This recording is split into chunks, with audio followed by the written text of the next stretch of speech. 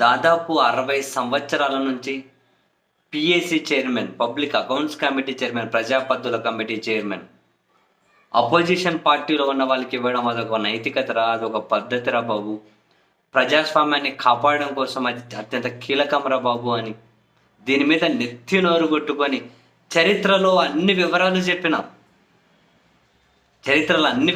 చెప్పిన ఇంతకుముందు ఇప్పుడు 14 నుంచి 24 వరకు కాంగ్రెస్కి ప్రతిపక్ష హోదా లేకుండా ఇచ్చారు. ప్రతిపక్ష హోదాకు దానికి సంబంధం లేదు. బీజేపీకి లేకుండా ఇచ్చారు. ఇంతకుముందు పార్లమెంట్లో కూడా టీడీపీకి లేకుండా ఇచ్చారు. మన రాష్ట్రంలో అసలు ప్రతిపక్షానికి దానికి సంబంధం లేదురా బాబు. అపోజిషన్లో ఉన్న వాళ్ళకి ఇస్తారు. అదే చాలా ఇంపార్టెంట్ రా బాబు. ప్రభుత్వంలో, ప్రజాస్వామ్యంలో పారదర్శకత పాటించడం కోసం అని చెప్పి మొత్తుకుంటే ఒకడేమో అసెంబ్లీ రాని వాళ్ళకి పిఎస్సి చైర్మన్ ఎందుకు అంటారు. బుద్ధి జ్ఞానం కడుపుకి ఏమిందంటారు రా బాబు. పిఎస్సి చైర్మన్ అనేది అసెంబ్లీలో చర్చించేది కాదురా అయ్యా. కనీసం ఇటువంటి విషయాల్లో నాకు కాసింత బుద్ధి జ్ఞానం పెట్టి ఆలోచించండి రా. ప్రజాస్వామ్యం నాశనం అయిపోతే సంకనాకిపోతారు. ఎంత దారుణంగా తయారయ్యారా బాబు జనం. చి అనవసరంగా ఆరోగ్యం పాడు చేసుకున్నాం ఇట్లాంటి వాళ్ళ గురించి. ఎంత నీచులు రా. ఇటు మీకు దండం పెడతాను రా బాబు. ఇటువంటి విషయాల్లోనైనా కాసింత కనీసం జెన్యూనిటీగా ఆలోచించారు రా బాబు. ప్రజాస్వామ్యం అనేదాన్ని ఒక్క లైన్ అన్నా ఉంచి. అయితే ఒక ఫేస్బుక్లో ఒక మిత్రుడు కూడా దీని గురించి మరింత వివరంగానే పోస్టు పెట్టారు. ఏమని?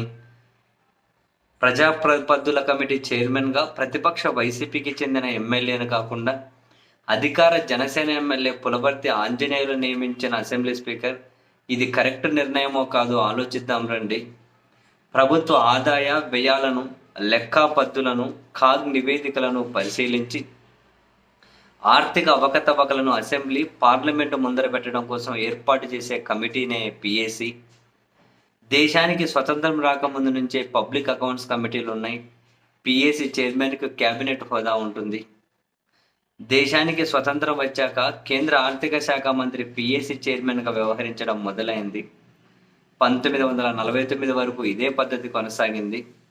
కానీ ఆర్థిక మంత్రే ప్రభుత్వ ఆర్థిక లెక్కాపత్రాన్ని పారదర్శకంగా ఎలా చూస్తారు అనే ప్రశ్న తలెత్తడంతో Lok Sabha, assembly speaker PAC chairman పదవి నియమించే అధికారాన్ని కట్టబెట్టారు. అయినా కూడా 1967 వరకు అధికార పార్టీ సభ్యులే పిఏసీ చైర్మన్లుగా కొనసాగుతూ వచ్చారు. 67లో తొలిసారి ప్రతిపక్ష స్వతంత్ర పార్టీకి చెందిన ఎంపీ మిను మసానీని చైర్మన్గా నియమించాలనే పార్లమెంటు సభ్యులందరి ఆమోదంతో నేటికి ఇదే సాంప్రదాయం కొనసాగుతోంది. ఈ కమిటీలో సభ్యులు మంత్రులుగా ఉండకూడదు. కానీ ఇక్కడ ప్రధాన ప్రతిపక్ష హోదా ఉందా లేదా అనే అంశంతో సంబంధం లేకుండా ప్రతిపక్ష సభ్యులకు పిఏసీ చైర్మన్గా అవకాశం ఇస్తూ వస్తున్నారు. 1967, 71, 80, 84 ఎన్నికల్లో కాంగ్రెస్ అధికారంలో ఉండగా ప్రతిపక్ష హోదా కావలసిన 15% సంఖ్యను ఏ పార్టీ గెలవలేకపోయింది.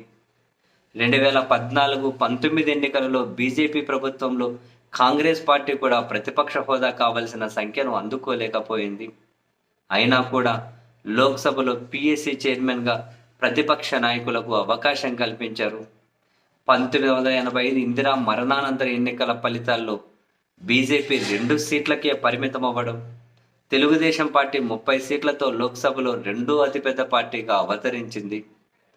ప్రధాన ప్రతిపక్ష హోదా లేకపోయినా రెండవ అతిపెద్ద పార్టీగా ఉన్న కారణంగా టీడీపీ ఎంపీ ఏరాసు అయ్యప్పరెడ్డిని పిఏసీ చైర్మన్గా నియమితులు చేశారు.